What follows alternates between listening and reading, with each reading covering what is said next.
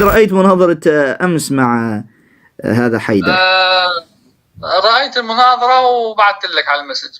إيه؟ بس قلت لك هو عمل معك زي ما عملت معي. عشان هيك طيب. يعني بس بالله عليك في الموضوع. طيب بالله عليك قل الحقيقة، هل تسمح إذا أنا نشرت أنك أنت طبعا كتبت لي أن هو الذي خرج عن الموضوع، هل تسمح أني أنقل هذه الشهادة للناس حتى يعرفوا شهادة الحق ولا ما تسمح؟ أنت هيك بدك تمشكلني مع حيدر يعني عرفت كيف؟ لا مش لا بالعكس. شوف يا أستاذ أنا خلص اسمع، أنا الحق اسمعني، أنا عندي على الحق مفروض حتى يعني تتشاكل مع الناس كلها، تقول كلمة الحق مفترض، وأنا أملي فيك ذلك. طيب خلاص اعمل اللي بدك إياه، اعمل اللي بدك إياه. طيب بس أنا أريد شهادة، هل من الذي خرج عن الموضوع شهادة حق؟ من الذي خرج عن الموضوع؟ أنا أو حيدر؟ أنا قلت لك يعني أنت قاعد بتسجل ولا لا؟ عشان أنا عادي أسجل. نعم أسجل. تسمح لي أسجل؟ طيب. يا سيدي ما هو شوف يا زين، يعني أنا بحترمك ولما باجي بدي أسجل أنا بكتب بقول لك بدي أسجل. إيه أنا أقول لك الآن تسمح لي أسجل، أنا بديت أسجل، بس إذا ما سمحت ما أنشر شيء.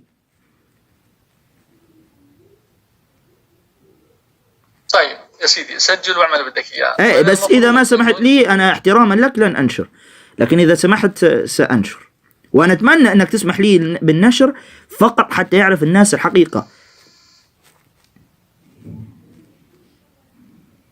طيب وإذا قلت لك ما بديش تنشر؟ مش حنشر. خلص لأنه بلاش، لأنه أنا لما كتبت لك كرجل عندي مثلا صديق خلينا نقول في احترام بيناتنا وإن اختلفنا في العقيدة. إيه بس يعني شوف بس حتى من أجل أنت ما عجبتني على فكرة يعني ما أعطيتني الجواب الرسمي الآن، أنشر ولا ما أنشر؟ لا تنشر.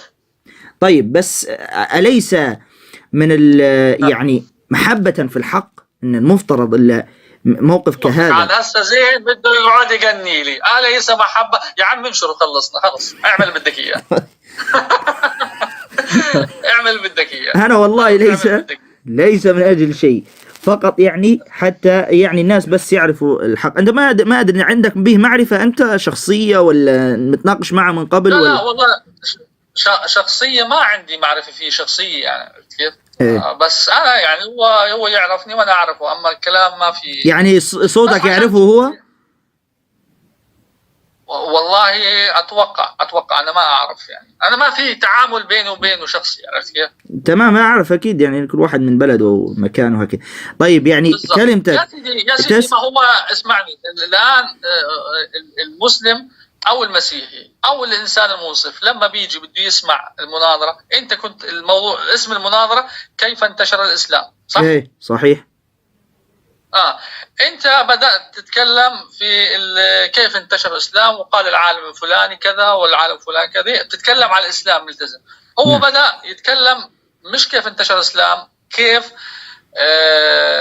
يعني نوعا ما يعني صار يحط تناقضات في الإسلام اللي هو شايفها. يعني هو كان بيطرح شبهات خارج عن الموضوع. أنا ما عندي مشكلة، كان ناقشني في المعجزات ما عندي مشكلة في هذا. فمش يعني ما قلت لك غرد بعيدا عن الموضوع يعني عرفت كيف؟ نعم. فهذا اللي عندي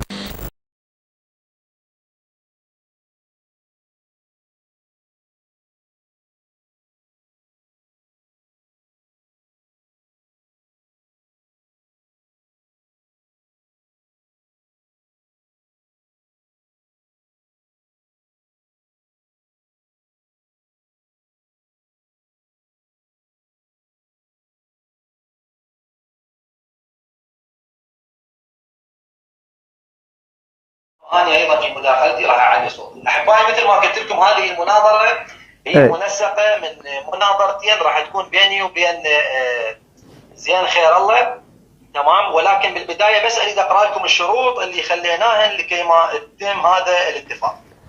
الشروط هي كالتالي أحبائي. طبعا هذه الرسالة كتبها زين خير الله بعد ما أنا اتفقنا ونشرتها أيضا يوم مناظرة بيني على مناظرة بعنوان انتشار المسيحية والإسلام يوم 19/11 على الشروط التالية: مناظرتين منفصلتين، يعني مناظرة مسيحية مناظرة إسلامية. النقطة الثانية: كل مداخلة 15 دقيقة و4 مداخلات لكل شخص. النقطة الثالثة: أول مناظرة إسلامية ثم المسيحية. الرابعة: المصادر مفتوحة، يعني مفتوحة من كل طرف، والطرف الآخر له حق أنه يرد عليه. النقطة الخامسة: أنا لا أطرح أنا لا أطرح، هذه النقطة الخامسة المهمة، أنا لا أطرح، يعني أنا ما أطرح شبهات موجودة عندي للإسلام، ولا هو يطرح شبهات موجودة عنده على المسيح. أوكي. النقطة السادسة هي والأخيرة: أن تكون المناظرة شغالة عند الطرفين عن طريق المازنجر. نعم. هذا هو الاتفاق. طيب بس إضافة شروط، في شرط بس الإضافي اللي هو في حال مثلا أكملنا المناظرة الإسلامية، مثلا أنت انسحبت يعني، فما الذي يضمن لي أنك ستستمر حتى في المناظرة المسيحية؟ فقل كلمة الآن تؤكد أنك ستستمر أيضا في المناظرة المسيحية. طبعا جيد. طبعا المناظرة الإسلامية هذه الأولى اللي احنا بدينا بها، إذا انسحبت من المناظرة الثانية، يعني مثلا إذا هذه المناظرة تمت انتهت وأنا انسحبت من المناظرة الثانية المسيحية، هذا يعتبر هروب من المناظرة. أوكي. ولكن بحالة واحدة زين خير الله ما يحق أنه أجي أكمل المناظرة الثانية عنده إذا هو ما كمل هذه المناظرة. إذا أنا ما كملت هذه المناظرة لا ستكمل إن شاء الله. طيب حتى نستغل الوقت نبدأ تفضل أول مداخلة طبعا لك في الإسلامية، يا ريت نستغل الوقت. تفضل. إيه أقصد بمتى تنتهي؟ الساعة كم؟ و27 دقيقة انتهي. 7 و27 دقيقة يعني. حلو. والآن 9، 7 و9. تفضل. طبعا هذه المداخلة الأولى اللي هي نتكلم بها عن كيف انتشر الإسلام. المشكلة الكبيرة أكو هواية من الناس يعتقدون أنه الإسلام انتشر فقط بالسيف، يعني محمد رسول الإسلام والصحابة وباقي الناس اللي استلموا زمام الأمور في الدين الإسلامي راحوا نشروا الإسلام فقط بالسيف، وهذا خطأ كبير يوقع به الكثير من الباحثين. الدين الإسلامي انتشر بعدة طرق كثيرة، وأنا من خلال هذه المناظرة باسم الرب يسوع المسيح راح أبين وبالتفصيل كيف انتشر الدين الإسلامي. طبعا بالمداخلة الأولى أريد أتكلم عن طريقة محمد الأولى بالبداية، يعني محمد رسول الإسلام الله قرر واختاره لكي ما ينشر هذا الدين اللي هو خاتم الأنبياء ونهاية الأديان. آخر كتاب ينزل الله هو القرآن، ومحمد خاتم الأنبياء. قرر الله أنه يرسل هذا الشخص لكي ما ينشر هذا الدين. الطريقة اللي قدمها محمد رسول الإسلام في بداية نشر هذا الدين هي السب والشتم والطعن بأعراض الآخرين والطعن بشرف الآخرين. تمام؟ نجي على صحيح البخاري الحديث 4971 الجزء الثالث، شو يقول لك؟ محمد رسول الإسلام قرر أنه خلاص بعد أنا لازم أعلن أنه أنا نبي مرسل من الله. جمع الناس، يلا تجمعوا، تعالوا يا قومي يا عمامي تعالوا. شنو يا محمد؟ شنو الموضوع؟ جمعهم. قال محمد: فإني نذير لكم بين يدي عذاب شديد. قال أبو لهب عم محمد رسول الإسلام. شنو اللي قاله من سمع محمد تكلم بهذه الكلمات؟ أبو لهب قال له تبا لك، أما جمعتنا إلا لهذا. ثم قام فنزلت سورة المسد. يعني محمد رسول الإسلام من قال أنا نبي بين يدي لكم عذاب شديد، أبو لهب ما صدق بي، ماكو لا معجزة، ماكو أي شيء يدل على النبوة. قال له من أجل هذا جمعتنا. محمد شو يسوي له؟ بدل ما يظهر له معجزة لكي ما الناس تؤمن بالإسلام وفي ذاك الوقت ينشر الإسلام طريقة جيدة، طريقة إلهية حسب ما الله يرسل الأنبياء، لا، راح شاتمه وساب إله القرآن في نص القرآن. نزلت سورة المسد تقول: تبت يدا أبي لهب وتب ما أغنى عنه ماله وما كسب سيصلى نارا ذات لهب وامرأته حمالة الحطب في جيدها حبل من مسد. هذه الطريقة اللي انتشر بها بداية الإسلام، يعني رسول جاي من الله في البداية يسب ويطعن بأعراض العالم ويشتمهم. أوكي؟ بدل ما يقدم لهم معجزة، بدل ما يقدم لهم بينة، سبهم وشتمهم. خلينا نجي على المسألة الثانية، قصة الطعن بشرف الوليد بن المغيرة. طبعا راح نتكلم بآية أخرى تدين كل من يطعن بشرف أي شخص بدون دليل. سورة القلم: ولا تطع كل حلاف مهين هماز مشاء بنميم مناع معتد أثيم عتل بعد ذلك الزنيم إن كان ذا مال وبنين إذا تتلى عليه آياتنا قال أساطير الأولين. لأنه قال هذه الآيات أساطير الأولين. الوليد بن المغيرة انشتم بعرضه، انشتم بشرفه، انشتم بأمه من إله القرآن، من الكتاب اللي الله قرر ينزله للخليقة لكي ما يؤمنون به. النظير الوليد بن المغيرة اللي يتكلم عليه القرآن يقول مناع للخير أثيم. الوليد بن المغيرة كان يكسو الكعبة كل سنة بين سنة كان يكسوها على حسابه، كان يكسوها على حسابه. هذا الشخص اللي كان مطلع على أساطير الأولين يعرف الكتب شنو اللي موجودة بيها. محمد اجى يطعن بشرفه. المشكلة الكبرى وين؟ مو فقط انه محمد طعن بشرفه، المشكلة انه كلمة الزنين يطعن بعرض بشرف امه. يعني هذا الشخص ابن زنا، قال عكرم زنين لا زنين ابن زنا، وقال رجل من قريش زنين الرجل الذي له زلمة مثل زلمة الشاة. اسمع لي هذه الآية القرآنية اللي راح اقراها، اللي الدين كتاب القرآن والدين سورة القلم. أليس هذا أحبائي رمي المحصنات؟ اسمع سورة النور الآية 4: والذين يرمون المحصنات ثم لم يأتوا ب4 شهود فاجلدوهم 80 جلدة ولا تقبلوا لهم شهادة أبدا أولئك هم الفاسقون.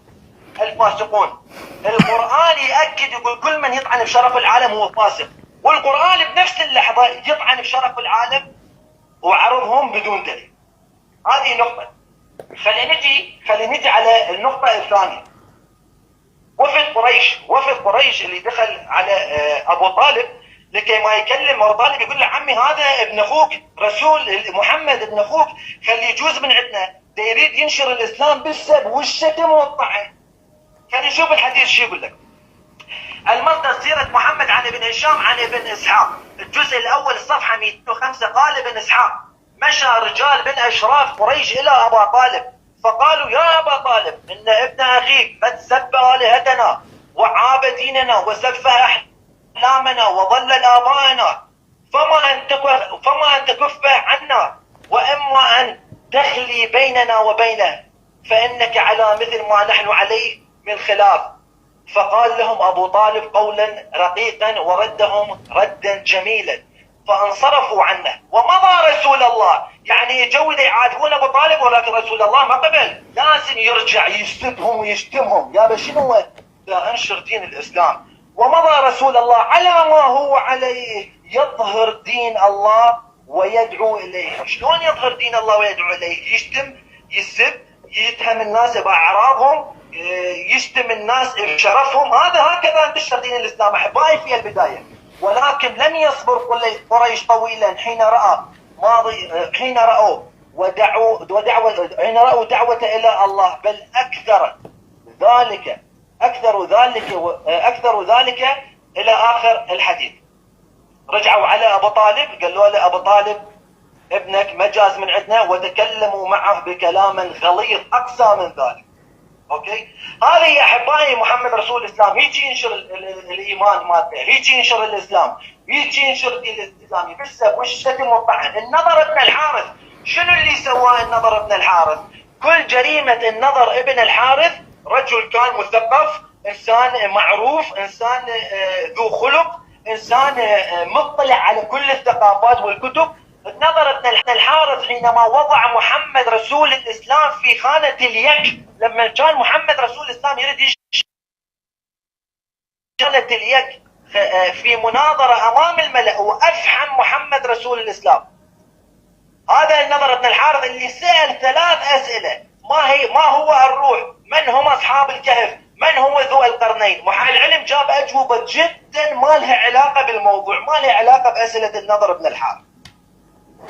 فبالتالي سوى لمحمد رسول الإسلام لما النضر أفحمه أنا أتحفظ على هذه الكلمات أفحم وخانة اليك، تحملت كثيرا، فأرجو أن تنتبه لهذه الألفاظ. آسف. نعم، ما راح أتكلم. محمد رسول الإسلام أمر علي بن أبي طالب أنه يقتل النضر بن الحارث، لأنه وضعه في مكان لا يحسد عليه. سيرة محمد عن ابن هشام عن ابن إسحاق الجزء الثاني الصفحة 223 قال: حتى إذا كان رسول الله بئر الصفراء قتل النضر بن الحارث، لنجي على السب والشتم لباقي الأديان والناس الآخرين الغير مؤمنين بالإسلام. سورة التوبة الآية 28: يا أيها الذين آمنوا إنما المشركين نجس. المشركين نجس، ما يصير يوصلون يم مسجد الحرام، ولكن من تلزم نسوانهم وتنكحن، تلزم نسوانهم وتوزعهم غنائم، مو نجس. من تنام فوق المشركين مو نجس، ولكن من توصل الى مسجد الحرام يصير نجس. شلون ما تعرف؟ هكذا احبائي ينشر الدين الاسلامي. سورة الفرقان: أم تحسب أكثرهم يعلمون، أم تحسب أكثرهم يسمعون أو يعقلون أو يعقلون إنهم كالأنعام بل هم أضل السبيلا. كالأنعام، ليش أضلوا السبيلا كالأنعام؟ لأنهم ما صدقوا بنبوة محمد اللي هي بدون دليل، اللي هي ما بها أي إشارة من الله. سورة الأعراف الآية 176 شو تقول؟ ولو شئنا لرفعناه بها ولكن خلد إلى الأرض واتبع هواه فمثله مثل الكلب. مثل الكلب، إن تحمل عليه يلهث وإن تتركه يلهث. ليش هذا؟ شنو اللي مسوي؟ اسمع: ذلك مثل القوم الذي كذبوا بآياتنا قص عليهم القصص لعلهم يتفكرون.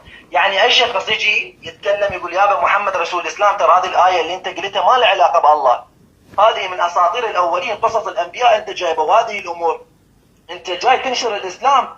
محمد شو يسوي له؟ يستشهد بالقرآن. القرآن يقول له هذا مثل الكلب، ما يفيد الحكي وياه، أنت فقط اقرأ بالقصص وما لك شغل. هذا يدعو على دعوة محمد رسول الإسلام للدين الإسلامي بالسب والشتم، وهذا الشيء احنا صراحة نشوفه على أرض الواقع. شكو مسلم هسه في هذا الفيديو ادخل راح تلقى المسلم يسب ويلعن ويطعن ويتكلم بألفاظ يعني ما تليق نسميها ألفاظ. ليش؟ لأنه القرآن ده يعلمه. شو يقول لك؟ اسمع: سورة الجمعة: مثل الذين حملوا التوراة ثم لم يحملوها كمثل الحمار يحمل أسفار بئس قوم الذين كذبوا بآياتنا، بآيات الله، والله يهدي القوم لا يهدي القوم الظالمين. ليش يابا لا يهدي القوم الظالمين؟ ليش تطعن بكتب العالم؟ ليش؟ جيب دليل وقول لهم أنا نبي وتعالوا هذا الدليل وهاي المعجزة تسوي لكم إياها. لو تسبهم وتشتمهم، لو السب والشتم سلاح الضعيف هو أحسن. سورة آل عمران اسمع شلون القرآن يعلم المسلمين يسبون يشتمون العالم وما يحترمهم أبدا. سورة آل عمران هذا الأسلوب اتفقنا عدم استخدامه، الضحك والسخرية أبدا، وهذا الأسلوب نحن اتفقنا عدم استخدام هذا الأسلوب. أوكي. انتبه. أي أسلوب؟ أنا إذا أتكلم بكل احترام بصوت لا أقول أبدا، هذه سخرية. لا بس التزم بأدب الحوار. علق بمداخلتك قول لي هذا الكلام ما عجبني وانا اعتذر بالعدل. سورة آل عمران الآية 87: أولئك جزاهم أن عليهم لعنة الله. عمي لعنة الله احنا قابليها ما يخالف، والملائكة أيضا لعنة الملائكة قابلية، والناس أجمعين. يعني القرآن سورة آل عمران 87 يعلمك أنت المسلم، أنت إذا مسلم وتريد تطبق كلام الله لازم يستف حيدر العابر هسه، لأنه يتكلم عن دينك أو ينقض دينك.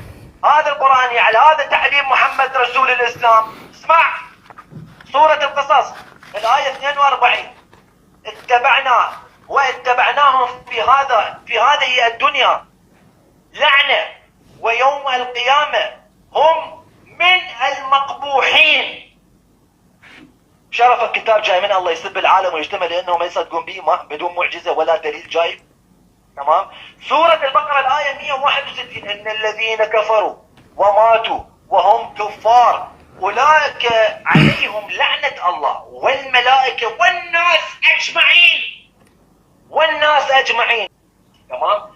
سب ولعن وطعن وفلوس قذف بالأعراض وبشرف الناس. ويجيني شخص يقول لي الدين الإسلامي انتشر بالمحبة والسلام والدعوة إلى الله. أيضا عندك النقطة الثانية اللي انتشر بها الدين الإسلامي هي إغراء الناس. أنت تريد تدخل للإسلام بعد ما هاجر محمد رسول الإسلام إلى المدينة، جمع الناس حواليه. شلون ذول الناس اخليهم يقاتلون؟ شلون اخليهم ياخذون بثأري لانه يطردوني من مكه؟ اوكي، خلي اغريهم بالنسوان، فلوس ونسوان، نسوان وحور مقصورات في الخيام. اسمع شو يقول لك. قال لي رسول الله قال لي رسول الله ان الرجل من اهل الجنه يعطى قوه 100 رجل في الاكل والشرب والشهوه والجماع. هذه اللي يتكلم فيها محمد رسول الاسلام. تريد تدخل الاسلام؟ شلون انا اقنع هذول الناس يدخلون الاسلام؟ اقنعهم بالمعجزه؟ لا. اقنعهم بالكتاب المعجز؟ لا. اقنعهم بايات الله؟ لا. تعالوا راح اجيب لكم نسوان وتنكحون هذه النسوان وادخلكم للجنه، وهاني اصير كفيلكم في يوم القيامه. يا حلاوه سوره الانبياء. ان للمتقين مفازا حدائق واعنابا وكواعب اترابا. النبأ مش الأنبياء. لا يسمعون فيها لهوا ولا كذبا. تفسير الطبري يقول لك حديث محمد بن سعد عن ابن عباس قوله وكواعب اترابا، يعني النساء المستويات، المرأة المستوية اللي امورها تمام. اذا راح يحصلن المسلم يابا تعال ادخل للاسلام وانا راح اجيب لك نسوان في يوم القيامه. سوره ياسين الايه 55 ان اصحاب الجنه اليوم في شغل فاكهون. تفسير الطبري شو يقول لك عن هذه الايه؟ في معنى الشغل الذي وصف الله اصحاب الجنه. طبعا هذا تفسير طبري. انهم في يوم القيامه قال بعضهم ذلك افتضاض العذارى. خلينا نأجل هذه المداخله لان خلص الوقت مالتي. نعم. بسم الله الرحمن الرحيم. بداية اهم شيء زين، اهم شيء ترد على النقاط اللي انا طرحتها وتترك الشخصنه. تفضل. طبعا انا لا اشخصن، طبعا هذا اخذت من وقتي، من الان يحسب الوقت. بسم الله الرحمن الرحيم. 27 تفضل. بسم الله الرحمن الرحيم. بداية خروج كل الخروج من الموضوع. قبل أن أرد على ما طرح عندي أنا طبعا أكثر من شيء أريد أن أقوله في هذه المداخلة، وسأترك المداخلات الأخرى للردود على الأسئلة. أولا، من يزعم أن الإسلام انتشر بالسيف، لأنه هو ذكر من أسباب الانتشار بالسيف، سأوجه هذه الأسئلة للمناظر. أول سؤال، إذا أنت تعتقد أن الإسلام انتشر بالسيف، أول سؤال، أكبر دولة فيها مسلمون هي أندونيسيا، فيها أكثر من 200 مليون، أكثر من 260 مليون مسلم. أعطني اسم الجيش أو القائد الجيش الذي دخل إلى تلك البلاد. لا يوجد. الثاني، اليمن فيها أكثر من 25 مليون مسلم. من هو القائد أو الجيش الذي دخل إلى تلك البلاد اليمن وأجبر أهلها على ذلك؟ لا يوجد. السؤال الثالث، من أجبر المهاجرين والأنصار على الدخول في الإسلام رغم أنهم دخلوا في الإسلام في بداية الإسلام وكان الإسلام ضعيف؟ من أجبر المهاجرين الذين تحملوا صنوف العذاب على أن يدخلوا للإسلام رغم أن لا يوجد في ذلك الوقت أي قوة للمسلمين؟ من أجبر الأنصار وليس النصارى، لأن الأستاذ المناظر يخطئ في القراءة، يقرأ الأنصار النصارى. سألت أنس بن مالك رضي الله عنه من جمع القرآن على عهد النبي، اللي كانوا يكتبون القرآن على عهد النبي، من هو الكتبة اللي كانوا موجودين؟ قال صلى الله عليه وسلم 4. كل على النبي صلى الله عليه وسلم قال 4 كلهم من النصارى. 4 اللي كانوا يكتبون القرآن الرسول الإسلام كلهم من النصارى. أبي بن كعب كان نصراني، تمام، هذا حديث صحيح موجود. ومعاذ بن. فمن أجبر الأنصار على الدخول في الإسلام رغم أنهم كانوا في وقت ضعف في ذلك الوقت المسلمون؟ السؤال الرابع، ماليزيا فيها أكثر من 17 مليون مسلم دخلوا الإسلام. من هو الجيش أو قائد الجيش الذي دخل إلى تلك البلاد؟ أعطني اسمه. لا يوجد.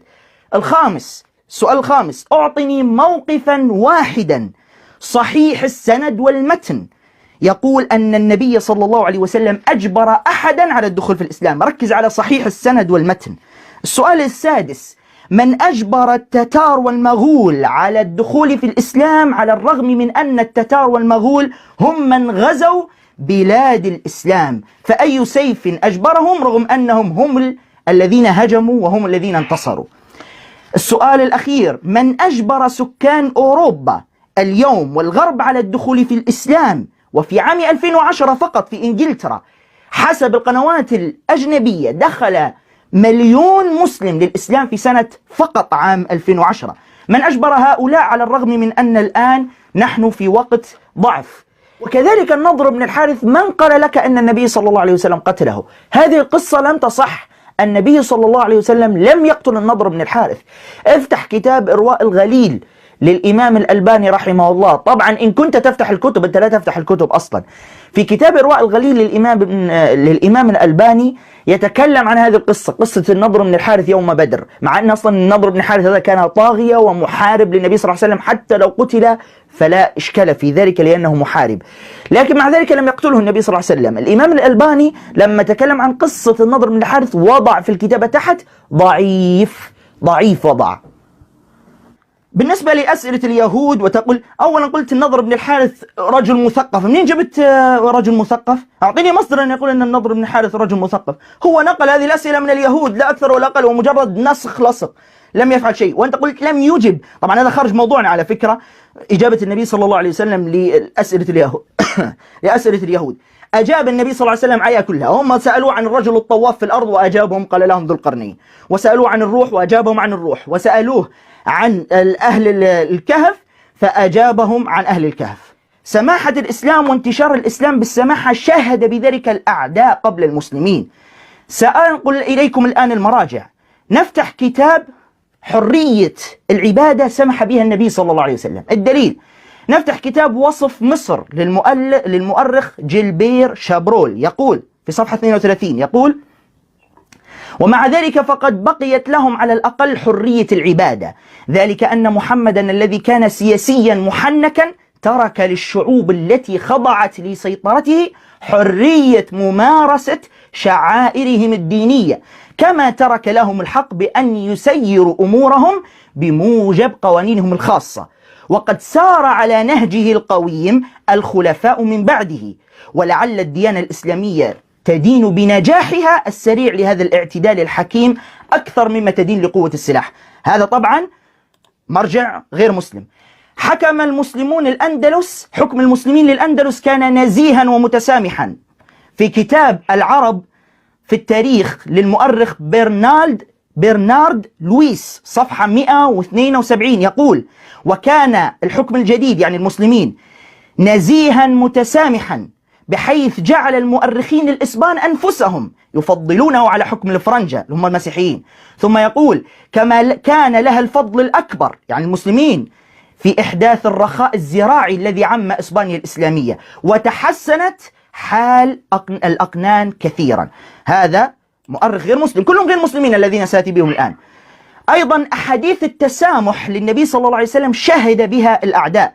جاء في كتاب أهل الذمة في الإسلام للمؤرخ آرثر ثارثون صفحة 156 يقول: يصر الإسلام على وجوب اصطناع الرفق مع الشعوب المغلوبة على أمرها، ويوصي بحسن معاملتها والتزام العدل معها.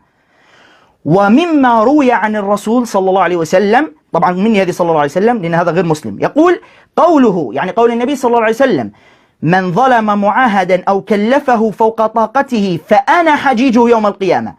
وقال أبو بكر الصديق: لا تقتلن أحدا من أهل الذمة يعني غير المسلمين من أهل ذمة الله فيطلبك الله بذمته فيكبك على وجهك في النار. ثم استدل هذا المؤرخ أيضا بحديث النبي صلى الله عليه وسلم الذي يقول: لا تقتلوا طفلا، نحن ليس عندنا قتل أطفال، لا تقتلوا طفلا ولا شيخا كبيرا ولا امرأة ولا تمثلوا. أيضا انتشار الإسلام بالسيف أسطورة وخرافة بشهادة علماء الغرب. جاء في كتاب الإسلام في مفترق الطريق للمؤرخ دولاسي أوليري صفحة 8 يقول: أوضح التاريخ أن الأسطورة القائلة باجتياح المسلمين المتعصبين للعالم وفرضهم الإسلام على الأجناس المقهورة تحت تهديد الإسلام هي إحدى كبرى الأساطير أو الخرافات الخيالية التي رددها في أي وقت المؤرخين سخافة ومنافاة للعقل. هذا غير مسلم يقول لك هذا سخافة ومنافاة للعقل. أيضا الفاتحين الذين هجموا على البلدان الإسلامية هم من دخلوا للإسلام. جاء في كتاب الدعوة إلى الإسلام للمؤرخ توماس أرنولد صفحة 26 يقول: فهنالك حالتان تاريخيتان كبريان وطأ فيهما الكفار من المتبربرين بأقدامهم أعناق أتباع الرسول، أولئك هم الأتراك السلاجقة في القرن 11 والمغول في القرن 13، وفي كلتا هاتين الحالتين نرى الفاتحين يعتنقون ديانة المغلوبين. ديانة المغلوبين، يعني هنا يذكر لك حالتين: أن الأتراك السلاجقة غزوا بلاد المسلمين في القرن 11 ثم هم من دخلوا الإسلام، ما أي سيف أجبرهم وهم الغالبون. ثم المغول في القرن 13 غزوا بلاد المسلمين ثم دخلوا للإسلام، أي سيف أجبرهم وهم الغالبون. جاء في كتاب أيضا العرب للمؤرخ فيليب حتي يقول صفحة 66 يقول التالي: وإذ لم يدخل السواد الأعظم من أهل سوريا والعراق وفارس في دين الإسلام حتى القرن 2 والثالث للهجرة. تصور، يقول لك أهل العراق وسوريا وفارس ما دخلوا للإسلام إلا في القرن 2 والثالث للهجرة. ما الذي أخرهم إلى كل هذه السنين؟ أي سيف؟ لماذا السيف لم يشتغل من أول دقيقة؟ لماذا تأخر كل هذه السنين؟ جاء النبي صلى الله عليه وسلم لم يجبر أحدا على الإسلام بشهادة الأعداء. جاء في كتاب سيرة النبي محمد للمؤرخة كارين أرمسترونغ في صفحة 360 تقول: لم يكن النبي يريد الشروع في أعمال ثأر دموية، ولم يفرض على أحد قبول الإسلام، ولم يشعر أحد أنه يتعرض لأي ضغط حتى يدخل في الإسلام. كان محمد لا يريد إرغام الناس بل مصالحتهم. هذا باعتراف واحدة مسيحية غير مسلمة. أيضا صلاح الدين الأيوبي يرحم الأسرى ولم يجبرهم. جاء في كتاب الله ليس كذلك لزيغريد هونكا صفحة 34 تقول: وعلى العكس من هذا عرفنا صلاح الدين الذي أخزى قواد الجيوش النصارى فلم ينتقم قط من أسراهم النصارى الذي كانوا تحت رحمته، ردا على خيانتهم وغدرهم وفظاعتهم الوحشية التي ليس لها حد، يعني لم يعاقبهم أبدا. أيضا ترحيب اليهود بالمسلمين الفاتحين جاء في كتاب الإسلام والعرب للمؤرخ روم يقول صفحة 172 يقول: ورحب اليهود الذين اضطهدوا أقصى الاضطهاد في ظل القوط بالفاتحين المسلمين واعتبروهم مخلصين. اليهود اعتبروا الفاتحين المسلمين مخلصين بشهادة الكتب التاريخية. ثم يقول: لقد منحت حرية دينية كاملة. أيضا وقال كمل هذا الكتاب يقول: واحتفظ بكنائسهم. أيضا الخليفة الوليد بن عبد الملك يعيد كنيسة بعد أخذها. جاء في كتاب تاريخ الشعوب الإسلامية كارل بروكلمان صفحة 141 يقول: وفيما نرى الخلفاء الأولين يصونون حقوق النصارى، الخلفاء يصونون حقوق النصارى، نجد الوليد ينزع سنة 705 الكنيسة منهم ثم يعيد إنشاءها بأن ضم إليها الجدار الجنوبي. تمام؟ أيضا الإسلام أعظم ديانة سماحة وإنصاف بشهادة الأعداء. جاء في كتاب الله ليس كذلك زيغارد هونكا صفحة 101 يقول هذا المرجع: إن الإسلام هو ولا شك أعظم ديانة على ظهر الأرض سماحة وإنصافا. رد على هؤلاء المؤرخين. تمام؟ أعظم ديانة سماحة وإنصافا. أيضا تسامح كما جاء في كتاب نظرات في تاريخ الإسلام رينهارت دوزي صفحة 254 كلهم غير مسلمين هؤلاء. يقول إن التسامح الديني قد وصل في هذه الطريق إلى آخر مداه، وإن لم نقل إنه أربع على آخر الكلام إلى آخر الكلام. ثم يقول: إن أضف إلى هذا أن الحكم الإسلامي كان يتوخى التيسير والخير العام والبر بالشعوب المحكومة لا سيما النصارى. ثم يقول: الإسلام ومن طبيعته التسامح والإخاء، ترك الحرية التامة في البقاء على دينهم ما داموا يؤثرونهم على غيره من الأديان. طبعا بالنسبة لبعض الأسئلة التي طرحت، بداية لم تقرأ أي آية واحدة صحيحة ولا الحديث قرأته صحيح، هذه أول نقطة. ثاني نقطة، أتيت بكلام تبت يدا أبي لهب وتب أنها شتيمة، واعتبروا هذا تحدي في هذه المناظرة، أن تعطني مرجعا لغويا عربيا واحدا قال أن تبت معناها شتيمة. افتح أي مرجع عربي سيقول لك أن تبت يعني الخسران والهلاك، يعني هو داخل النار. وانت قرأت أصلا حتى الآية غلط، قلت سيصلى، هي سيصلى نارا ذات لهب، فالآية تقول تبت يد أبي لهب يعني هلك أبو لهب، وليس معناها شتيمة. لا يوجد في أي كتاب لغة ولا تفسير قال أن معنى تبت أي شتيمة. أيضا بالنسبة لقولك قول النبي صلى الله عليه وسلم بين يدي عذاب أليم يعني شتم، منذ متى أصبحت بين يدي عذاب أليم؟ يعني ستدخلون النار إن كفرتم، وهذا أمر متفق عليه بين الأديان كلها، أن أي واحد على غير دينك، أنا أقصد أتكلم عن الأديان كلها، ستدخل النار. طيب النبي صلى الله عليه وسلم قال لهم إذا كفرتم وأقيمت عليكم الحجة ستدخلون النار، بين يدي عذاب أليم يعني ستدخلون النار. أين الشتم في ذلك؟ لا أدري ما معنى الشتم أصلا عندك. أيضا بالنسبة لعتل بعد ذلك زنيم، ليست معناها كما فهمت، فعتل بعد الزنيم هو الشخص الملتصق بقومه، هذا معناها في اللغة، الزنيم هو الشخص الملتصق بقومه، وليس معناها أنه ابن زنا، لأن في هذا، وأنا أتحداك هنا، تعطيني رواية صحيحة السند والمتن تقول إن بعد عتل بعد ذلك زنيم يعني ابن زنا. مع ذلك هذه الحادثة الضعيفة تقول إن بالفعل الوليد بن المغيرة كان أمه زنت مع راعي، يعني القصة التي أنت تستدل بها تقول ذلك، يعني هي قصة حقيقة وليس قذف أعراض، لا هي حدثت القصة أن أم الوليد بن المغيرة بالفعل زنت مع راعي، وهو يعرف ذلك الوليد، لذلك لم يعترض. هذا على فرض صحة القصة، القصة لم تصح أساسا. تمام وقتي؟ طيب انتهى وقتك. طبعا اعتقد يعني ارجو انه ما تعتبرها انه اهانه او دا استهزئ به. اعتقد اللي كتبوا لك السكريبت ما كانوا محسبين انه انا راح اطرح هذه الاسئله. انت بالبدايه عرفت كل الكلام اللي انا قلته، عرفت كل الايات اللي استشهدت بها، عرفت كل الاحاديث اللي استشهدت بها، عرفت كل النصوص اللي انا قريتها والاسباب اللي من خلالها دا اقرا هذه النصوص ودا اطرح سبب اللي انتشر به الاسلام او محاوله نشر الاسلام في البدايه. عرفتها ورحت جبت لي كتب، انا ما اشتري هذه الكتب والمؤرخين اللي بيها بنصوصها بحبرها باوراقها بفلسها بفرنك، ما اشتري. اوكي، عرفتها ورحت شيتت لي. انا اعتقد انه انت محضري لك سكريبت على هذا الموضوع، ولكن انت ما كنت تعتقد انه انا راح اتكلم بموضوع السب والشتم وموضوع اغراء الرجال بالجنه. اوكي، هل سوف ترد على الاسئله اللي انا طرحتها؟ نعم سأرد، أنا قلت في المداخلة الثانية. ممنوع أنت سألت. طيب ما تقول، ما تتكلم بهذه الطريقة، قل لا تقاطع دون استخدام هذه الطريقة. مداخلتك لا تقاطعني ابدا. طيب سألني، ظننتك تسألني. ما تقاطعني ابدا، بمداخلتك سجل ملاحظاتك وتكلم. سجلت. ما رديت على اي، هذا اول انذار. ثاني انذار تنتهي المناظره، لان انا ما قاطعتك، راح اخذ دقيقتين ايضا. ما رديت على اي اسئله ورحت عرفت الموضوع كليته وسخفت الاسئله اللي انا طرحتها.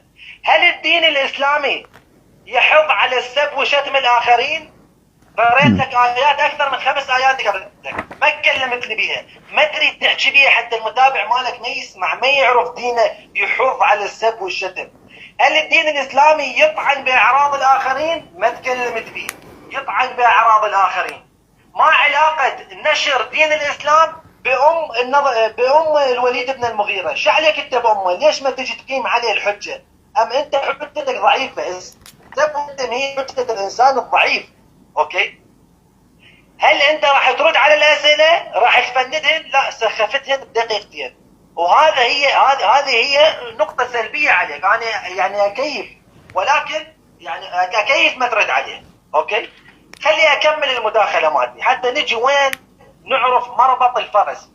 محمد رسول الإسلام كان يدغدغ الرجال بشهواتهم لكي ما شنو يقبلون الدين الإسلامي في بداية دعوته في المدينة، لكي ما يجمع الجيش ويروح يغزو العالم.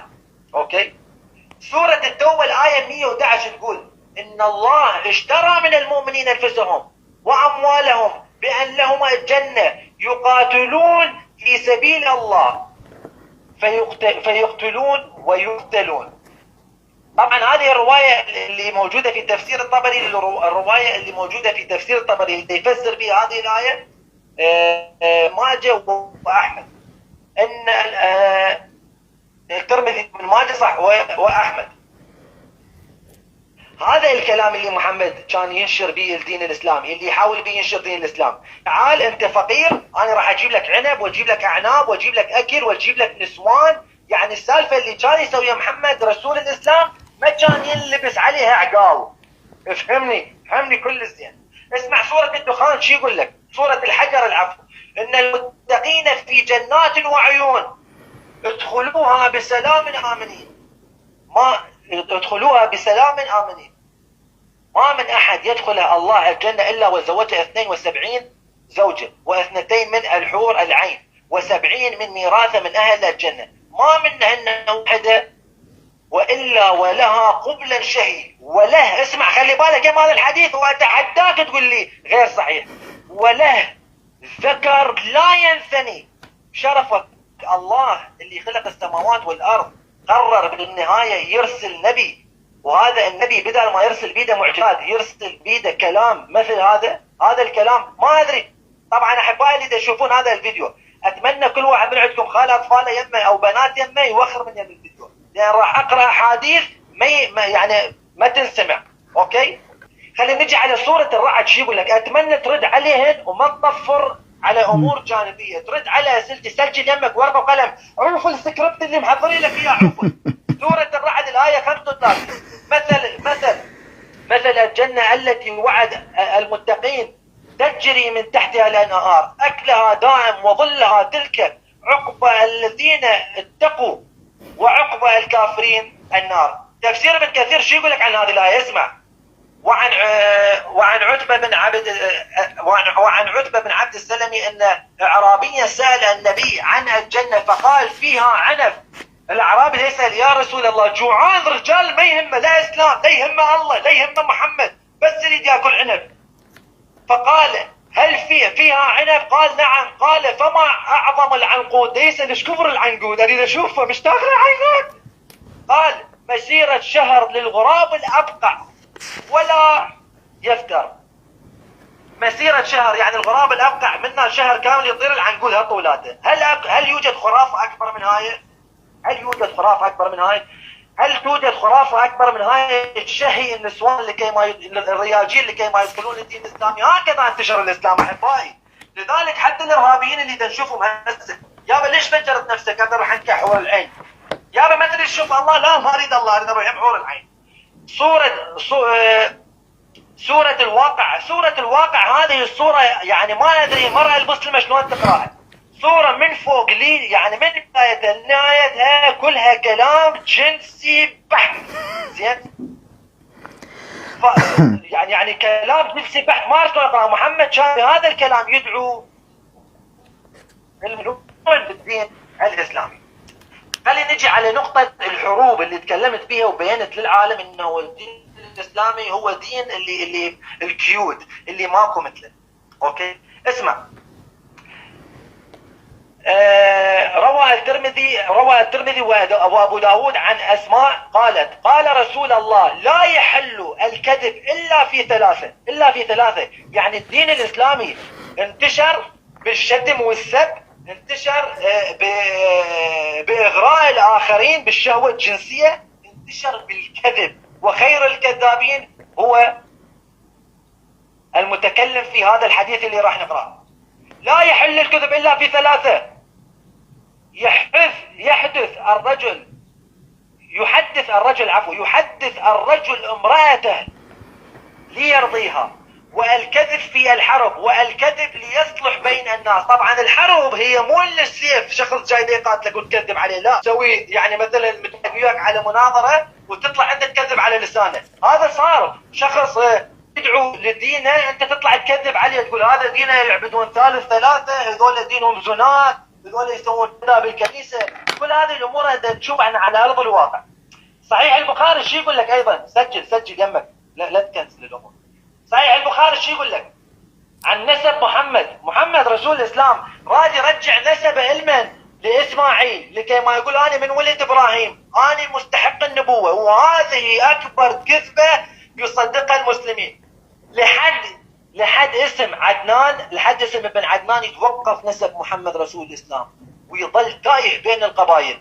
شو يقول لك بالله؟ وقال البغوي في شرح السنن: وما فوق عدنان مختلف فيه ولا خلاف بينهما ان عدنان من ولد اسماعيل وما خلاف بين من هو. وين الدليل مالك؟ انتم علماء ما بيناتكم خلاف، احنا شو علينا؟ احنا نريد دليل انه هذا ابن اسماعيل ابن ابراهيم. كم بقي من الوقت؟ هذه اكبر كذبه كان يصد. لا بعد الوقت بعد. كم انا لحد الان خلصت. انا لحد الان 9 دقائق، ما بعد 6 دقائق، لا تقاطع. اي بس انت على فكره قلت عن النبي صلى الله عليه وسلم في كلمه انه كذاب، ما زلت تسيء حتى تريدني ان انسحب من المناظره. مداخلتك لكن ماشي تمام. لا تقاطعني. انا عارف السبب. اسمع النسل الحقيقي لسلسله اسماعيل بالتوراة اللي احنا يمنا موجوده.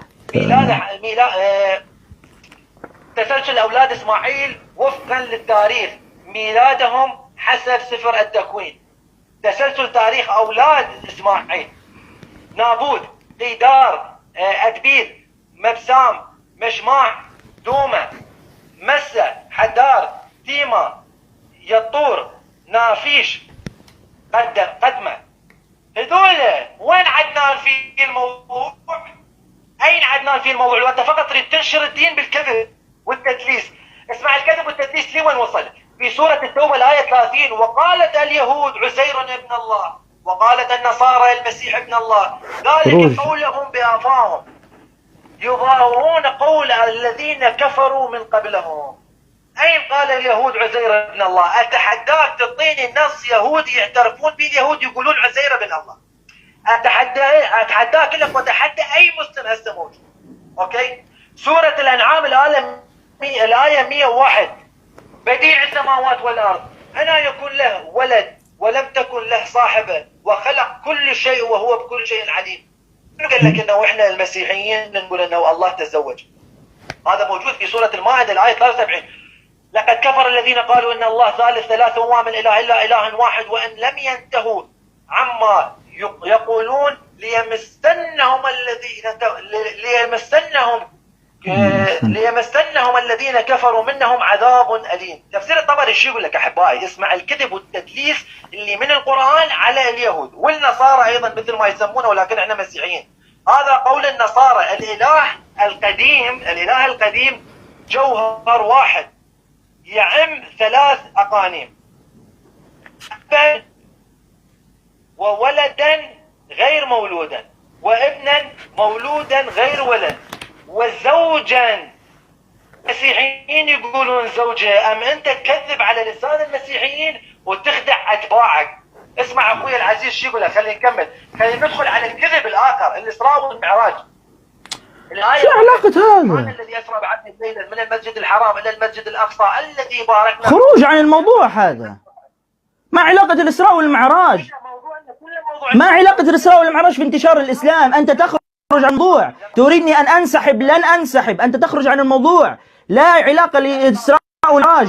100 شبهة طرحتها لا علاقة لها بالموضوع. التزم بالموضوع. التزم بالموضوع. لازم ابين للمسلمين. لا التزم بالموضوع، تخرج عن الموضوع أنت. إسراء والمعراج في انتشار الإسلام. لا تقاطعني. لا تخرج عن الموضوع. لا تخرج عن الموضوع. هكذا انتشر الدين الإسلامي بالكذب والتدليس. بس لا تقول الإسراء والمعراج. ماشي. ابدا لا تقاطعني. هكذا الكذب والتدليس. تو نشوف الكذب. سبحان الذي اسرى بعبده ليلا من المسجد الحرام الى المسجد الاقصى الذي باركنا حوله. خروج. الذي باركنا حوله سوره كامله بها اكثر من 100 ايه من ذكر بها. من هو اللي صعد الى مسجد الاقصى؟ شلون صعدت؟ شلون طرد؟ اين كلام محمد في الموضوع؟ تدليس وكذب لكي ما ينسبون نبوات خرق خروج لكي ما يجعلون نبي بالقوة. اسمع، انشقاق القمر 73 محطة فضائية. اتحداك اني هسه تجيب لي محطة فضائية وحدة ثبتت انشقاق القمر، كم بقي لك من الوقت؟ اسكت. ما تقول لي اسكت، ما تقول لي اسكت، بس كم بقي لك من الوقت؟ انا مداخلتي ما تتكلم. طيب كم بقي لك من الوقت؟ لا بعد لي دقيقتين، انت تقاطعني. ايه. كل ما تقاطعني اخذ دقيقتين اضافيه. لا تاخذ دقيقتين، كيف تاخذ دقيقتين؟ لكن انا بما انك انت خرجت عن الموضوع. اسكت. لا تقول اسكت، قل عندي مداخلة، كمل بما انك خرجت عن الموضوع. حماية الملائكة، تمام. معجزات محمد، حماية الملائكة، حماية الملائكة لمحمد. أي من رأى هذا الموضوع؟ منو شاف؟ ستسمعون الآن. الملائكة يحمون محمد رسول الإسلام غير محمد. أنا أكذب بقلبي وخلي العالم يصدقني، ما يصدقوني أرفع عليهم السيف. سماع لأهل القبور، منو اللي سمع محمد اللي يسمع لأهل القبور؟ أنا أكذب أيضا مثل سالفة القرآن، أجي أقول حجوية. بقي لك دقيقتين. ممنوع تقاطعني. طيب بقي لك دقيقتين. بعد لي دقيقتين، بعد تقاطعني مرة ثانية زي دقيقتين. تمام؟ لا مش تمام طبعا. ينبوع كل هذه الأمور تدليس وكذب وتلفيق على الناس البسطاء لكي ما ينتشر الدين الإسلامي. ما عندكم أي دليل على نبوة محمد، ولا عندكم غير السيف والسب والشتم وتقتلون الناس بالجلس لكي ما يدخلون للإسلام. سورة الإسراء 93 شو تقول؟ أو يكون لك بيت من زخرف أو ترقى في السماء ولن نؤمن لرقيتك حتى تنزل رقيتك علينا كتابا نقرأه. قل سبحان ربي هل كنت إلا بشرا مثلكم. هنا اعترف وقال أنا كذاب، أنا فقط بشر. تمام؟ ويجيني شخص يقول لي محمد رسول الإسلام سوى معجزات ومن خلال معجزات العالم دخلوا للدين الإسلامي. يقول لي محمد دين محبة. راح أدخل لك بالمداخلة، أنا خوش أمور حلوة محضر لك. بالمداخلة الثانية راح أعلمك أنياب الإسلام شلون طلعت وشلون انتشر هذا الدين الإرهابي. تفضل لك المداخلة. طيب طبعا خروج عن الموضوع واضح أمام الجميع. بداية هو تحداني عن حديث وله ذكر لا ينثني. أتحداك، قال لي أنك تقول هذا الحديث ضعيف. نعم الحديث ضعيف لأن في سنده شخص اسمه خالد بن يزيد بن أبي مالك وهو ضعيف الحديث. وراجع السلسلة الضعيفة للإمام الألباني ستجد أنه قال عن هذا الحديث ضعيف. مش عارف، يقول المناظر أن اللي عنده أولاد صغار يذهبوا، يعني أنت تريد أن تقرأ نشيد الإنشاد حتى تقول اذهبوا يا أولاد الصغار وهكذا، وتريد أن تقرأ حزقيال 23. لا ما تقاطع، كل ما تقاطع أخذ دقيقتين، كل مقاطعة أخذ دقيقتين. لا تقاطع. فنشيد الإنشاد هو الذي يقول ثدييك ورجليك وما أجمل رجليك بالنعلين يا بنت الكريم، دوائر فخذيك كالحلي. هذا هو نشيد الإنشاد. فأنت تتكلم عن نشيد الإنشاد وليس عن النبي صلى الله عليه وسلم. بالنسبة للكذب أو بالنسبة للحور العين، النبي صلى الله عليه وسلم لما تكلم عن الحور العين لا تقاطع دقيقتين زيادة. إذا قاطعت مش انت خرجت عن الموضوع وقلت الإسراء والمعراج، حتشوف زين خير الله. انت جاي تلعب معي انا. قلنا لا تخرج عن الموضوع. طبعا هو لم يرد على اي تحدي من التحديات. تحديت ان ياتي بمعنى تبت يعني شتم، تحديت ان ياتي بمعنى ما هي الايه زنيم، تحديت ان ياتي بدليل صحيح عن ان زنيم معناها ابن زنا، تحديته ولم يرد. فبالتالي نحن ليس عندنا نصوص جنسية. النصوص جنسية في حزقيال 23 وسفر نشيد الإنشاد. بالنسبة لحور العين، أولا أو قبل حور العين خليني نتكلم عن موضوع الشتم. يسوع هو الذي شتم حسب إنجيل متى، وشتم المرأة الكنعانية وقال لها ليس حسنا أن يؤخذ خبز البنين ويطرح للكلاب.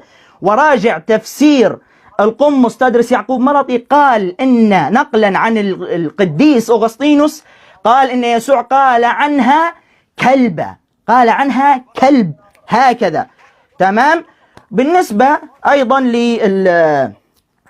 بالنسبة لأسباب القتال نحن عندنا في الإسلام لمن يقاتل. قال تعالى في سورة البقرة وقاتلوا في سبيل الله الذين يقاتلوكم، وقاتلوا في سبيل الله الذين يقاتلونكم ولا تعتدوا إن الله لا يحب المعتدين.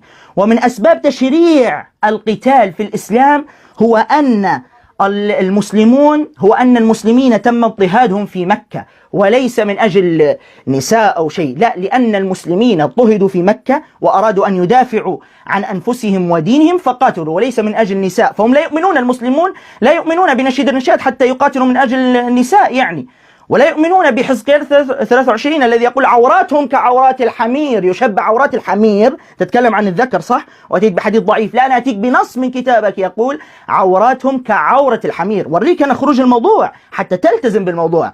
واللي إسراء والمعراج ونحن اتفقنا انتشار الإسلام، سأريك أنا لما تخترق الموضوع أنا سأريك الحقيقة. بالنسبة لي إن للمتقين مفازة، حدائق وأعنابا وكواعب أترابا. طبعا بالنسبة لكواعب أترابا أنت لم تعرض كل التفاسير كما هي العادة، لم تعرض كل التفاسير. افتح معي مثلا تفسير ابن أبي زمنين، طبعا عمرك ما سمعت به أكيد هذا التفسير. يقول هذا التفسير وكواعب أترابا أي على سن واحدة بنات 33 سنة، لا مستويات ولا هذا الكلام أبدا. أيضا افتح معي تفسير الدرر المنثور للإمام جلال الدين السيوطي نقلا عن المفسر الضحاك، يقول وأخرج ابن المنذر عن الضحاك في قوله وكواعب قال العذارى فقط، هذه لا مستويات ولا غير. نحن ليس عندنا نشيد الإنشاد وحزقيال 23. إذا تريد الاستواء الحقيقي والجنس الحقيقي اذهب واقرأ نشيد الإنشاد واذهب واقرأ حزقيال 23، ستجد تشبيه ذكور الرجال والثديين وما أجمل رجليك بالنعلين وثدييك كالعناقيد، وهذا كله موجود، هذا في كتابك أنت، ليس عندنا هذا.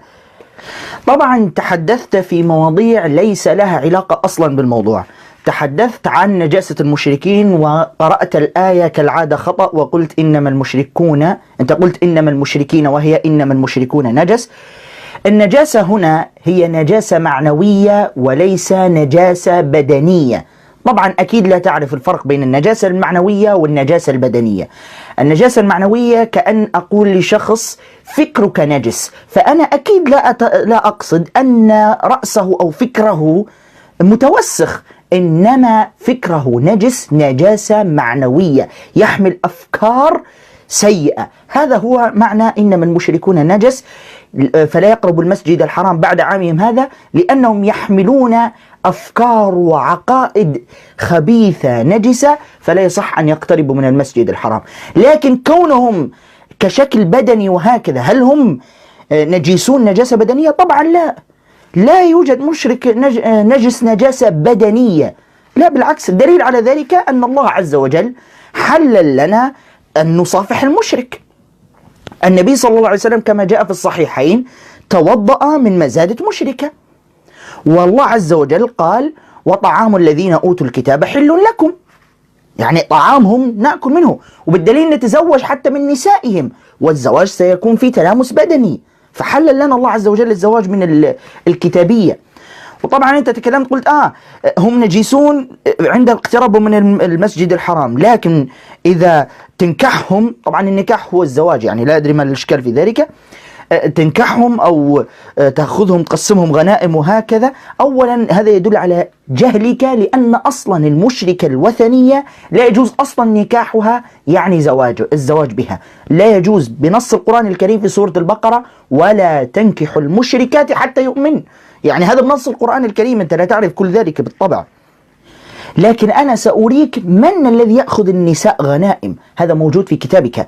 أنا لا أريد أن أتكلم، لم أكن أريد أن أتكلم عن المواضيع المسيحية، لكنك أنت من خرجت أولا تحدثت عن عزير، تحدثت عن الإسراء والمعراج، تحدثت عن أخلاق النبي صلى الله عليه وسلم، تحدثت عن أمور انشقاق القمر مثلا منها، تحدثت عن أمور لا علاقة لها بعنوان انتشار الإسلام. فكما أنت خرجت عن الموضوع لتلقي الشبهات، أيضا أنا سأخرج عن الموضوع كما أنت خرجت لأسألك هذه الأسئلة. الذي يأخذ النساء غنائم هو كتابك، جاء في سفر التثنية في كتابك الإصحاح 20 والعدد 14 يقول وأما النساء والأطفال والبهائم وكل ما في المدينة كل غنيمتها فتغتنمها لنفسك وتأكل غنيمة أعدائك التي أعطاك الرب إلهك. هذا موجود عندك في كتابك، أخذ النساء غنائم. بالنسبة مثله كمثل الكلب إن تحمل عليه يلهث وهكذا. أولا أنت أصلا لا تعرف كيف التشبيه والمثل.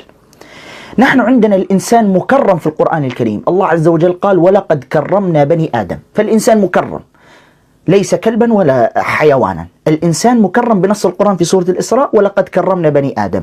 والآية الأخرى التي تقول كمثل الحمار هذه اسمها كاف التشبيه، فتم تشبيههم هنا. حتى الآية الأخرى كالأنعام كلها كاف التشبيه، لأن هؤلاء الكفار اشتبهوا أو اشتركوا في الفعل مع المشركين، فاشتركوا في الفعل مع الحيوانات فتم تشبيههم بذلك. يعني مثلا تم تشبيه اليهود كمثل بعض اليهود وليس كل اليهود طبعا كمثل الحمار يحمل أسفارا. لماذا تم تشبيههم بذلك؟ لأن الحمار يحمل الكتب ولا يستفيد منها ولا يعمل بها، وأيضا بعض اليهود حملوا التوراة لكنهم لم يستفيدوا بها ولم يعملوا بها، فهم اشتركوا في الفعل هنا مع من؟ مع الحمار. أيضا مثله كمثل الكلب، نفس الشيء اشترك في فعل مع مثل الكلب. كالأنعام بل هم أضل، لأن الأنعام لا تفهم وهم لا يفهمون أو لا يريدون الحق، فهذه كلها كاف التشبيه. لكن الآية لم تقل حمير أو كلاب أو أنعام، لم تقل ذلك، إنما استخدمت كلها كاف، وهذه في اللغة العربية كاف التشبيه. مثلا أعطي مثال على ذلك حتى يفهم المشاهد. في نوع من السباحة اسمها سباحة الكلب، فنحن مثلا أو نحن نسميها في ليبيا عوامة الكلب. نقول لما صديقك مثلا أنت معه في البحر ويسبح سباحة الكلب، ماذا نقول له؟ سبحت سباحة الكلب أو سبحت كالكلب. هل يعني أنه هو كلب؟ لا، لأنه هو فعل فعلا يفعله الكلب، ألا وهي نوع السباحة. هذا لا يعني أنه هو كلب. فالقرآن الكريم لم يقل هم كلاب ولا حمير. الذي قال أن الكلاب هو كتابك يسوع حسب إنجيل متى في كتابك قال للمرأة الكنعانية كلبة. في إنجيل متى ليس حسنا أن يؤخذ خبز البنين ويطرح للكلاب. راجع كما قلت لك تفسير القمص تدرس يعقوب مرطي الذي قال فيه نقلا عن القديس أغسطينوس قال عنها كلب. بكل صراحة هذه لا يوجد تشبيه هنا ولا اشتراك في الفعل ولا شيء، لكن هنا لأنهم اشتركوا في الفعل فقط. أما هم حيوانات كلاب أنعام لا، لأن القرآن الكريم قال ولقد كرمنا بني آدم، وقال ولقد خلقنا الإنسان في أحسن تقويم. طبعا بالنسبة لي سب آلهتنا وعاب آلهتنا وسب آلهتنا وهكذا، المشركين أو المشركون كانوا يعتبرون أي شخص ينتقد عقيدتهم أو يتكلم عن عقيدتهم أنها باطلة ومحرفة فهذا يعتبرونه سبا. لكن النبي صلى الله عليه وسلم لم يسبهم، إنما بين أن عقائدهم باطلة ومزيفة، ولذلك هم قالوا عاب آلهتنا وسب آلهتنا، اعتبروا بيان شركهم وكفرهم سب، فأنت أخذت هذه الكلمة منهم يعني. طيب بالنسبة قال في الإسلام قال لا يحل الكذب إلا في ثلاث. فهمنا الآن نحن. طبعا النبي صلى الله عليه وسلم قال لا يحل الكذب إلا في ثلاث: في الحرب، تمام، والصلح بين الناس، والزوجة. فهمنا الآن إذا المناظر موجود في حرب، تمام، وجاءوا إليه الأعداء وقالوا له أين زوجتك؟ سيقول لهم الصدق ويقول لهم زوجتي موجودة في الغرفة الفلانية اذهبوا. سيقول لهم الصدق ويذهبوا، وماذا؟ يأخذونها. لا، طبعا أنا الآن سأكذب عليه. لماذا؟ حتى لا أجعله يضرني أو يضر عائلتي. لذلك النبي صلى الله عليه وسلم قال في الحرب في كذب. طبعا هل مثلا إذا مسكوا أسير في الحرب وقالوا له أين الأعداء؟ تفضلوا معلش يا جماعة هم في البيت الفلاني كذا وكذا، اذهبوا إليه، ويذهبوا يقتلوا القائد مثلا أو يقتلوا الجيش؟ لا طبعا. تمام. فبالتالي النقطة الثانية اللي هي الصلح بين الناس. فهمنا. إذا كلام المناظر الآن لما نشوف اثنين عندهم مشكلة بين بعضهم، بدل ما أقول لهم والله الفلان الفلاني قال عنك كلام جيد، وأقول للثاني والله الفلان الفلاني هذا قال عنك كلام جيد وهكذا حتى نصلح بينهم، لا، نشعل النار بينهم، نقول لا فلان الفلاني يقول له الصدق، لا فلان الفلاني قال عنك كذا وأمك كذا وأختك كذا وكذا، حتى تشعل النار بينهم. هكذا يريد هو، هكذا يريد. تمام. بالنسبة للزوجة، للزوجة النبي صلى الله عليه وسلم شجع في هذا الحديث. حتى لو قلنا للزوجة، حتى البابا شنودة على فكرة عنده فيديو يقول فيه الكلمة الطيبة لها أثر في النفوس حتى لو كانت غير صادقة. هذا كلام البابا شنودة. تقول لها ده انت شكلك في النرفزة حاجة مش معقولة. لو طلع ابنك زيك يبقى سوبرمان. يعني ما الستات بيصدقوا. يعني الكلمة اللطيفة ليها نتيجة كويسة حتى لو كانت مش حقيقة، حتى لو كانت مش حقيقة، لكن برضو بتبسط، اللي هي الwords of compliment، عبارات المجاملة والمداعبة. تمام. وطبعا الكذب عندك حتى في كتابك، على فكرة في الكذب في كتابك، وسأريه لك الآن. تمام. مش بولس هو الذي قال في رسالته إلى أهل روميا: إن كان مجد الله ازداد بكذبي فلماذا أدان أنا بعد كخاطئ؟ بكذبي. إذا بولس كان يكذب. تمام. طيب في نقطة أيضا بالنسبة للكذب للزوجة، الكذب على الزوجة، يعني تقول لها أشياء، مثلا الزوجة طبخت طبخة سيئة، تقول طبخك سيء، أعوذ بالله منك، طبخك سيء، وتجرح شعورها أن تقول لها بارك الله فيك، جزاك الله خيرا، أكلك طيب، وهكذا. فالإسلام استثنى هذه الحالات الثلاثة للضرورة، لكن الإسلام حرم الكذب. طبعا حرم الكذب. الله عز وجل قال في النبي صلى الله عليه وسلم، وحتى الله عز وجل قال، النبي صلى الله عليه وسلم قال: إياكم والكذب فإن الكذب يهدي إلى الفجور وإن الفجور يهدي إلى النار. فالكذب محرم. لكن هذه الاستثناءات، أنا أسأل هذا المناظر الآن، أقول له لو واحد جاك من الأعداء وقال لك أين مكان زوجتك، هل ستقول له الصدق زوجتي موجودة في المكان الفلاني، أم ستكذب عليه؟ قل لي هذا الكلام. تمام. بالنسبة قال أصحاب الجنة اليوم في شغل فاكهون. أولا أنت ما كملت تفسير الطبري، وأتحداك أن تأتي لي بنص في القرآن أو حديث صحيح يقول إن في شغل فاكهون يعني يفضون النساء أو يجمعون النساء. أتحداك تعطيني حديث صحيح عن ذلك. هي خلاف بين العلماء، بالعكس من العلماء قالوا فاكهون في شغل فاكهون يعني متنعمون بنعم الله عز وجل. في من العلماء من قال ذلك، أنت أخذت ما يحلو لك يعني تركت الباقي. ثم على فكرة كلام المفسرين ليس حجة إلا إذا وافق كلامهم الكتاب أو السنة. متى يكون كلام المفسرين حجة؟ لما يوافق كلامهم الكتاب والسنة بس. تمام. لكن هذا الحديث أنا أتحداكم، طبعا تحديتك في أكثر من مرة وما رديت، أعطيني نصا مثلا يقول من اللغة العربية أن تبت معناه شتم كما قلت أنت. تمام. طيب نسب النبي صلى الله عليه وسلم، نسب يسوع هو الذي فيه زنا، 4 زنيات في نسب يسوع ربك الذي تعبده، 4 زنيات، ثمار ورعوث، وفي حتى زنات رجال 4، وفي زنا داود كان زاني، وال4 زنيات. حتى علماء المسيحية قالوا هذا نسب مخزي وعار. يسوع هو الذي عنده في نسبه حسب إنجيل متى زانيات. تمام. ثمار الزانية ورعوث. تمام. هذا في إنجيل متى. طبعا في نسب النبي صلى الله عليه وسلم الذي شهد بنسبه الطاهر الأعداء قبل الأحباء. قال أبو سفيان لما كان يتحدث مع هرقل ملك الروم قبل أن يسلم أبو سفيان، ماذا قال؟ قال هو فينا ذو نسب. أبو سفيان قبل أن يسلم قال هو فينا ذو نسب. وبلا خلاف أن عدنان من ولد إسماعيل، وأتحداك تعطيني دليل غير ذلك، بلا خلاف أن عدنان من ولد إسماعيل. تمام. وأيضا شهد النبي صلى الله عليه وسلم بنسبه الطاهر حتى كما قلت لك الأعداء. وأتحداك تعطيني مشركا واحدا طعن في نسب النبي صلى الله عليه وسلم، طعنوا فيه بكل طعنات، قالوا مجنون، قالوا شاعر، قالوا كاهن، لم يجرؤ واحد منهم طعن في نسبه، لأنهم يعرفون نسبه لا يوجد فيه 4 زواني، رعوث وثمار، والزاني من الرجال داوود وهكذا وغيرهم ويهوذا. هذا نسب يسوع، لكن النبي صلى الله عليه وسلم لا يوجد فيه ذلك. تمام.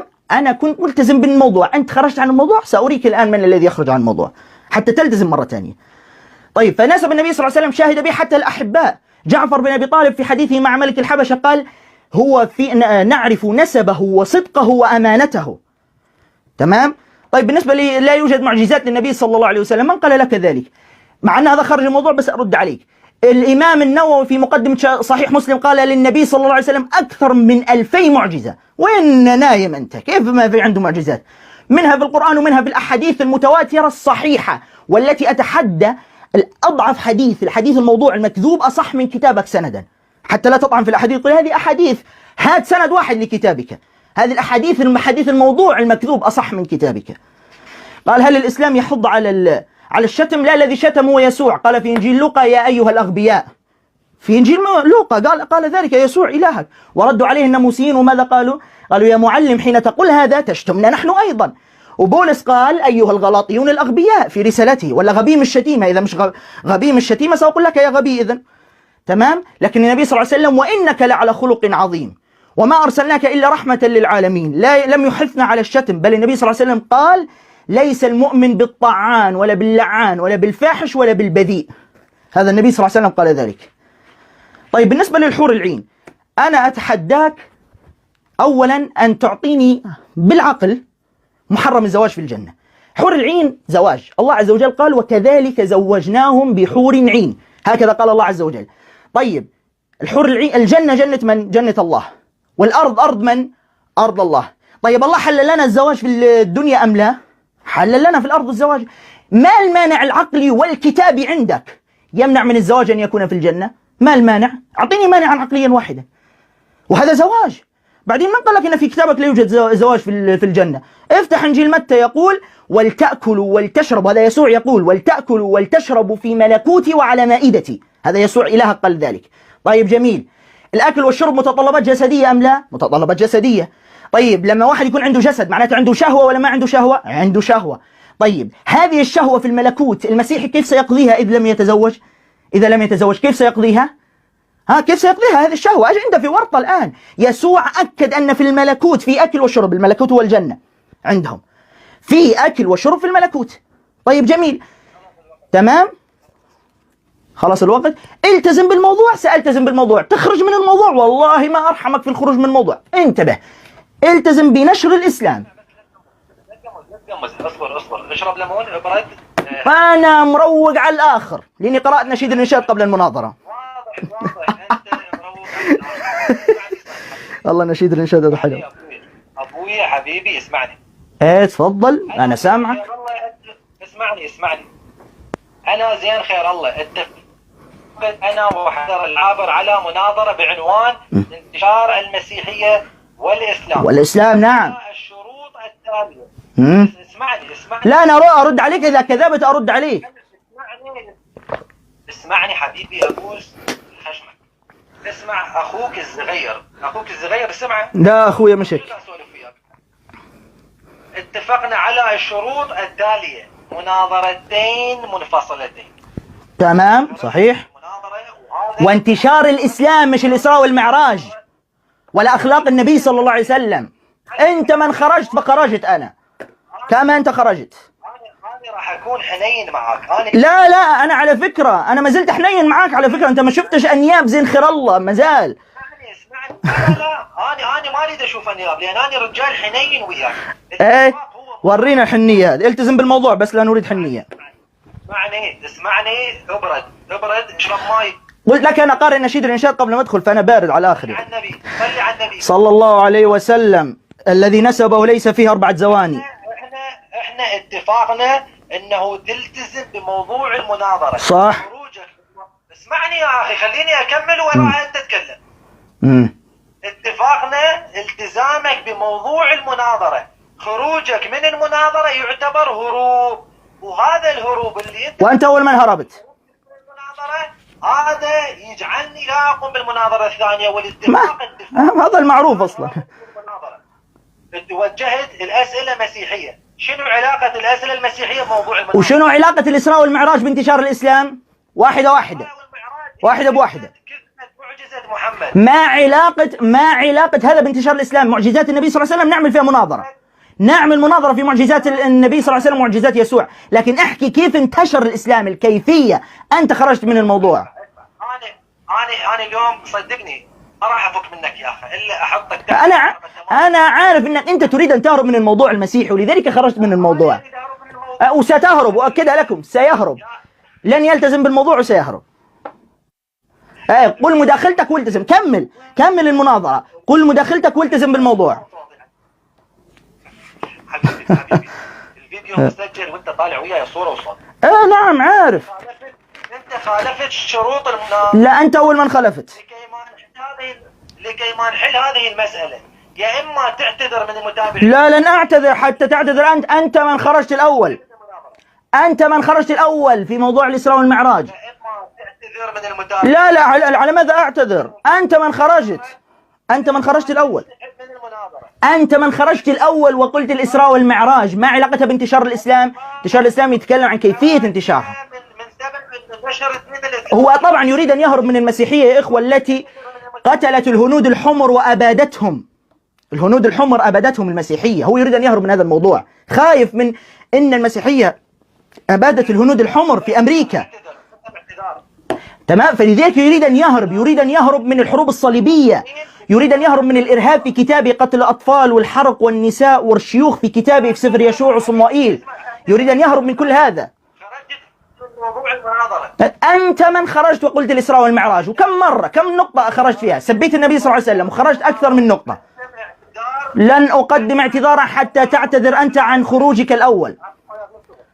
حتى تعتذر أنت عن خروجك. خايف من الهنود الحمر الذين أبيدوا. الهنود الحمر أبيدوا على يد المسيحيين. لا يريد هذه المواضيع تعرض. مجهز له كوارث، ملايين اعتنقوا المسيح. من مداخلتك أكمل في الموضوع. أكمل في الموضوع مداخلتك. لا لن أعتذر على شيء لأنني لم أخطئ حتى أعتذر. لازم تعتذر. مش هعتذر أبدا. لا تكتمل المناظرة. أنا لم أنسحب. هو قال الشيء الوحيد الذي يمنعني من مناظرة مسيحية الانسحاب. أنا لم أنسحب. انظروا كيف سأهرب الآن. لن أنسحب وموجود. أنا موجود. لن اعتذر أنت عن خروجك عن الموضوع. تحدثت عن انشقاق القمر وعن الإسراء والمعراج وعن أخلاق النبي صلى الله عليه وسلم. ما علاقة وعتل بعد ذلك زنيم؟ ما علاقة كل هذا بانتشار الإسلام؟ أنت من خرجت الأول. لا ما عندي مشكلة وياك. من خرجت أنت. روح اعرف اقرأ كلمة الأنصار بس اقرأها صح وبعدين تعال. كويس إن أنا قبلنا مناظرتك أصلا. الأنصار والنصارى وهذا الكلام اللي ما يوكل خبز. كمل مناظرتك. كمل مداخلتك. اعتذر. لا أعتذر على ماذا؟ لن أعتذر على شيء لأنني لم أخطئ. عارف هذا الهروب من الأول على فكرة يا إخوة، بس خليه يسجل له. كمل مداخلتك الآن، لا تؤخر الوقت. كمل. لا ما كمل بدون اعتذار. لا لن أعتذر. اعتذر أنت اللي لابد أن تعتذر. أنت الذي لابد أن تعتذر. لا حبيبي اسمع. هذا اتفاقنا الولاء. اتفاقنا ماذا؟ عدم الخروج عن الموضوع. انتشار الإسلام خرجت عنه مباشرة. أنت لم تتحدث فيه أبدا. حبيبي اعتذر حتى. لا لن أعتذر على شيء لم أخطئ أنا حتى أعتذر. على ماذا أعتذر؟ خلي إلهك يعتذر على قتل الأطفال والنساء في سفر صموئيل وسفر يشوع. أنا ما قتلت ولا ارتكبت جريمة حتى أعتذر. اعتذروا أنتم على قتل اليهود والهنود الحمر والحروب الصليبية. تكلموا يا طفل علينا شنو؟ الطفل هو يسوع. إلهك كان طفل. يسوع كان طفلا. كمل مداخلتك ولا تخرج من الموضوع. أنا أول مداخلة لي لم أخرج عن الموضوع. كل تحدثت في موضوع انتشار الإسلام. هو بدأ يخرج واحدة. طبعا هذا طفل. صدقوني هذا طفل يا ناس. من أقول لك مثل يسوع عادي. مثل يسوع. ما يسوع كان طفل وهو صغير. عبدته وهو صغير طفل. حبيبي يسوع كان طفل وضاع من أمه في إنجيل لوقا. المسيحية خرجت من الموضوع. لا والله لم أخرج إلا بعد ما خرجت أنت. كلهم شاهدين أنك خرجت وسبيت. اقرأ معاها النبي صلى الله عليه وسلم. خرجت وسبيت. لازم تكمل بالآخر. كمل. أصدقائي اللي يتابعون كمل. المسلمين والمسيحيين الاتفاق مالتنا كان انه ما يخرج وانت خرجت. انا طالبت انه طبعا الاتفاق كان اذا كان يغير الموضوع. هو طبعا لا خايف من مجازر الهنود الحمر والصليبيين ومحاكم التفتيش، خايف من المصايب هذه كلها. يعتذر تعتذر أنت على خروجك الأول، أنت من خرجت، أنت والجميع يشهد، كلهم كتبوا لي في التعليقات، أنا تأخرت على فكرة، كلهم كتبوا لي يا زين خرج عن الموضوع، كلهم كتبوا لي. ما علاقة الإسراء والمعراج؟ أنا الآن أجبني، ما علاقة الإسراء والمعراج وانشقاق القمر في انتشار الإسلام؟ ما علاقة معجزات النبي صلى الله عليه وسلم بانتشار الإسلام؟ شنو ما علاقة الإسراء والمعراج؟ ما علاقتها بانتشار الإسلام؟ هذه داخلة في معجزات النبي صلى الله عليه وسلم. اسمع، غير المناظرة الآن إلى معجزات النبي صلى الله عليه وسلم، غيرها الآن لو أردت. تحكي يا شخص غشيم ما يعرف. طبعا ما شنو عندك شك في هذه؟ محمد نفسه حبيبي، انت تريد تغير انا موجود ولم انسحب، موجود ولم انسحب. لا موجود، لم انسحب، لم انسحب، موجود ولم انسحب. عارف موجود ولم انسحب، وساستمر في المناظرة ان شاء الله الا اذا هربت انت. إذا ما تعتذر ما راح تكمل المناظرة، لأن هذا على ماذا أعتذر؟ على ماذا أعتذر؟ على ماذا أعتذر؟ لا تعطل وقتي، كمل المناظرة. لا تعطل وقتي، كمل المناظرة. المناظرة انتهت. كم تلاميذ يسوع هم الذين هربوا حسب إنجيل مرقس، فتركه الجميع وهربوا. نعم، الاتفاق عدم الخروج عن الموضوع، وأنت خرجت عن من انتشار الإسلام إلى معجزات النبي صلى الله عليه وسلم. ما علاقة معجزات النبي صلى الله عليه وسلم بانتشار الإسلام؟ ما علاقتها؟ ما علاقتها؟ أنت من خرجت. ما علاقة أخلاق النبي صلى الله عليه وسلم بالانتشار الإسلام؟ انتشار الإسلام معاملة المسلمين ومعاملة النبي صلى الله عليه وسلم. ما علاقة المعجزات؟ أنت من خرجت الأول. معجزات، تكلمت عن المعجزات. هسه انت راح تعتذر ولا لا؟ لن اعتذر على شيء لم اخطئ فيه. انا التزمت بالموضوع في المداخله الثانيه، والجميع يعرف ذلك، التزمت. بس انت خايف من، اسمعني يا حيدر، تعال بيني وبينك بس، انت خايف من الهنود الحمر، بس انت خايف من اباده الهنود الحمر، خايف من الحروب الصليبيه يا حيدر، انا عارفك. انت انا جبان؟ لماذا؟ هل صلبوني حتى تقول عني جبان؟ ما صلبني احد، ولا قتلني أحد، ولا جلدني أحد كما جلدوا إلهك وصلبوه. إيه؟ أنت خايف من الهنود، إبادة الهنود الحمر يا حيدر. أنت عبوري، أنت خايف من إبادة الهنود الحمر صح؟ وخايف من الحروب الصليبية صح؟ الهنود الحمر اللي تتكلم عنه هو موجود على فكرة، أنت على البث. تظن أنك ستهرب من المناظرة المسيحية؟ أغلق المكالمة، شوفوا. الله أكبر، الله أكبر. والله عارف إنه لن يقاوم، وعارف إنه لن يستمر. في يا إخوة شيء ما رديت عليه أنا؟ عزير، شوف عزير ابن الله، ما علاقة هذه بانتشار انقطع البث. طيب بالنسبة لعزير ابن الله، أولا الآية تقول وقالت اليهود عزير ابن الله، وقالت اليهود، تمام؟ هي ما قالت ان هذا موجود في كتب، هو قال اعطيني ما الله يبارك فيكم ساتصل انا. فهو قال اين في كتب اليهود؟ الايه ما قالت مكتوب عندهم، الايه قالت وقالت اليهود عزير ابن الله، وقالت قول قد يقول قال يعني حتى 5 أنفار قالوها او 7 أو 10. هل يستطيع هو ان يثبت تاريخيا؟ لم يقل احدا من اليهود تاريخيا ان عزير ابن الله. هل يستطيع أن يثبت ذلك؟ لا يستطيع طبعا. تمام؟